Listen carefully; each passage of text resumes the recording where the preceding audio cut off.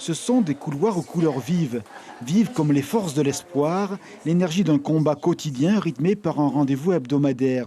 Depuis 6 mois, Elisa vit avec le cancer, une boule sous le sein, et la prémonition de la maladie devint réalité. Mais elle vit sans trembler, sans avoir peur, face à face. Bien sûr, il y eut la stupeur, mais à quoi bon? Il y a la vie. Alors le cancer est devenu un incident de l'existence, un accroc au parcours. Grâce à l'aide des soignants, elle amadoue le mal et libre, elle témoigne de ce combat qu'elle va gagner. Ne pas le nier, la maladie. Parce que cette maladie-là, elle est là. Mais si on ne fait rien, ça va s'aggraver.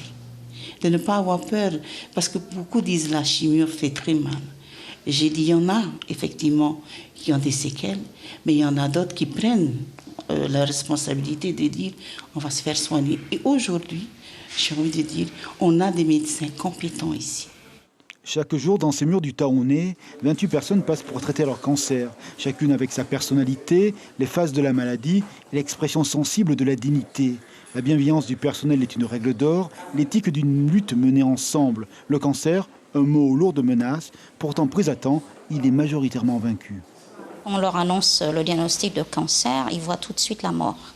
Mais la prise en charge, le gouvernement haïtien a beaucoup travaillé parce que notamment le cancer du sang, on arrive à le prendre totalement en charge, de la chirurgie à la chimiothérapie, à la radiothérapie et même aux thérapies ciblées.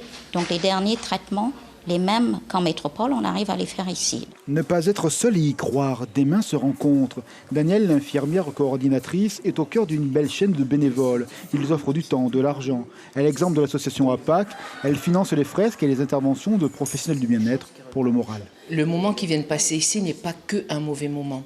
Parce que pour beaucoup de personnes, c'est vraiment difficile de venir suivre leur traitement.